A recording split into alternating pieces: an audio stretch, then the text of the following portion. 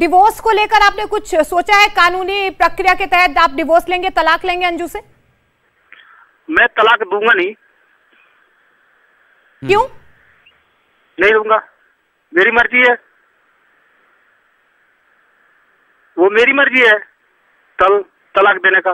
तलाक दूं चाहे ना दूं, उसको मेरी मर्जी है। वो सोच रही कि मैं तलाक लिख के दे दूंगा। हाँ, अगर फर्जी साइन करके देती है तो वो गलत है।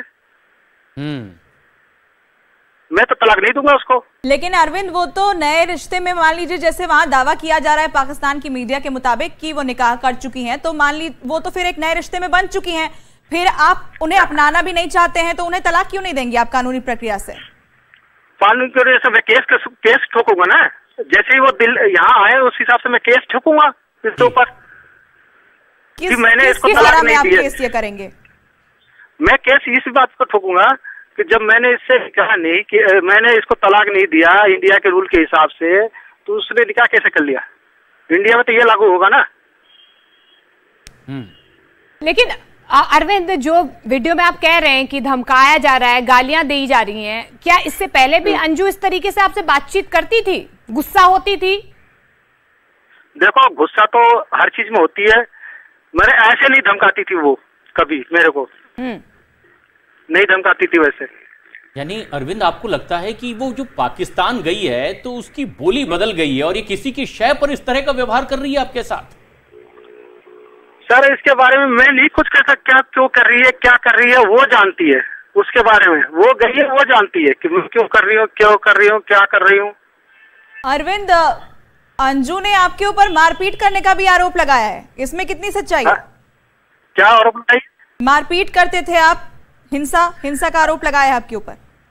अच्छा, एक चीज बताओ मैडम, अगर मैं उससे मारपीट कर रहा था, कंप्लेन क्यों नहीं की? जी हेलो जी, कंप्लेन क्यों नहीं की, केस क्यों नहीं किया? हाँ, ये वाजिब है, ये बातें आपकी वाजिब है, लेकिन ये बात लगातार अब देश में चर्चा का विषय बनी हुई है, भारत में ही नहीं पाकिस्तान में भी, कि किस तरह अंजू वहां चली गई और वहां से जो अब उसने आपको फोन किया है और जो बात अब वो कह रही है, ये ज्यादा आश्चर्य में डालती है अरविंद कि वो इस तरह से आपसे कैसे बात कर सकती है। दरअसल इस तरह से आपको धमकाना, ये एक बड़ी बात भी लगती है कि बच्चों की कस्टडी के लिए वो किसी भी हद तक चले जाएगी। क्या वो ये सब कहती हुई सुनाई भी दे रही है? तो जा ना, कस्टडी का हद तक जाए, पर इंडिया तो आए पहले। हेलो अरविंद, ये बताइए कि अगर नसरुल्लाह, जो कि अब फातिमा यानी कि अंजू के अब पति बताए जा रहे हैं, वो अगर बच्चों को अपनाने की बात कह रहे हैं, वो कह रहे हैं कि मैं अंजू के बच्चों को अपनाऊंगा, तो आप क्या भेजेंगे? आप जाने देंगे बच्चों को? अरे बच्चे तो नफरत कर रहे हैं उससे। आपकी बात हुई थी, इस जो फोन कॉल आया था, नफरत कर रही है उससे। जी, जो फोन कॉल आया था अरविंद आपके पास, क्या नसरुल्लाह को लेकर उसमें बात हुई थी आपकी? अंजू से इस बारे में कोई बात नहीं हुई थी मेरी? नहीं, आपने पूछा अंजू से? आपने क्या कोई सवाल पूछे नसरुल्लाह के रिगार्डिंग कि क्यों गई तुम, और बच्चों से आपकी कोई बातचीत होती है कि अगर उनकी माँ अंजू यहाँ आ जाती है भारत और उन्हें ले जाना चाहती हैं? जी बोले। सुनो, नसरुल्लाह मेरा क्या लगता है, एक चीज ये बताओ। नसरुल्लाह मेरा क्या लगता है? जब उसने मेरे से नहीं, सुनो, नसरुल्लाह जब इतने साल से बात कर रहा था, ये कभी नहीं सोचा उसने कि मैं भी बात करूं? नसरुल्लाह है, मेरा क्या लगता है वो? नसरुल्लाह बताओ। मेरा तो कुछ नहीं लगता। मेरा कुछ लगता है क्या? वो कोई रिश्तेदार है मेरा वो? पर अंजू के साथ, अब ये बताइए कि अंजू के साथ आपका क्या रिश्ता है? अभी पत्नी आप उनको मानने को तैयार नहीं है, तलाक आप उनको देने को तैयार नहीं है? मैं तो उसको तलाक में हूँ, वो मर जाए वहीं। मैं तो सोच रहा हूँ वहीं मर जाए पाकिस्तान में। नहीं, उनका वीजा खत्म होगा तो वो भारत तो वापस आएंगी, उनके पास जितने दिन का वीजा है उसके बाद तो उन्हें भारत लौटना ही पड़ेगा।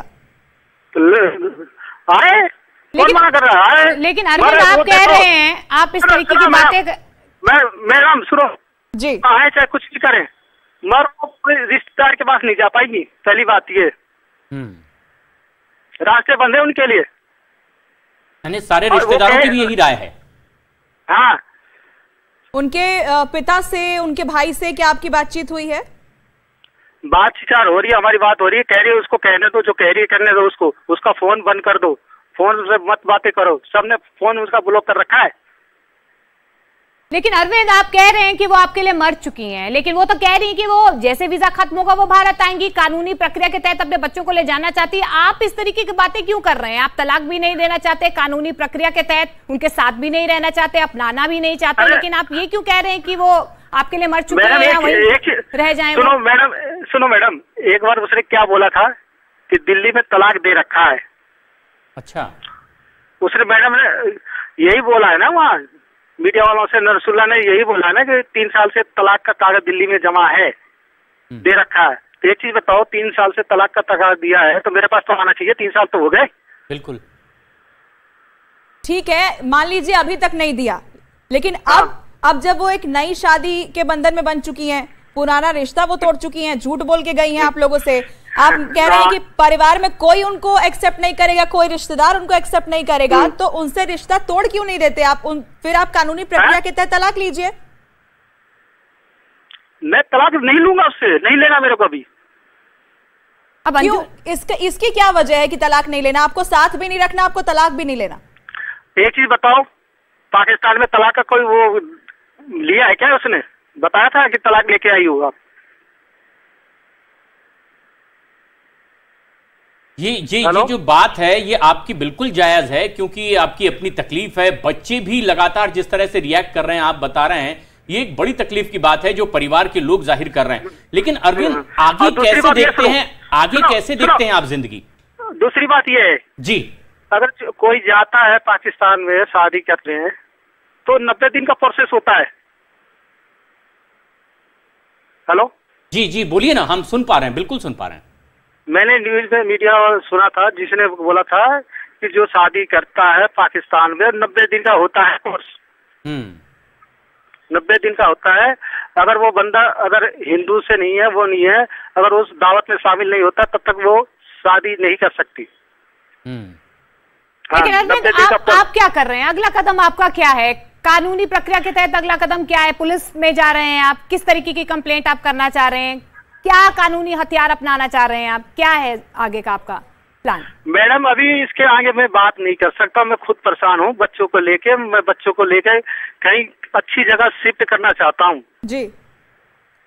अरविंद, मेरे को देखो मैडम, बच्चों को भी खतरा है कहीं से भी, कहीं से। कैसा खतरा है अरविंद बच्चों को? बच्चों को मैं खुद बचाना चाहता हूँ।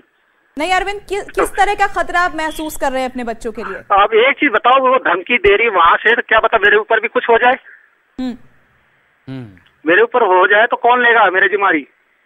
अरविंद, अंजू की बात सिर्फ आपसे हुई है कि अंजू ने अपने पिता, अपने भाई को भी फोन किया है कोई? देखो, उसको जहाँ से पावर मिल रही है ना, तो समझ लो। कहाँ से पावर मिल रही है अरविंद? उसको वहीं से पावर मिल रही है, तभी तो धमकी दे रही है। वो वहीं से दे रही है, कह रही है मैं यहीं से बहुत कुछ कर सकती हूँ।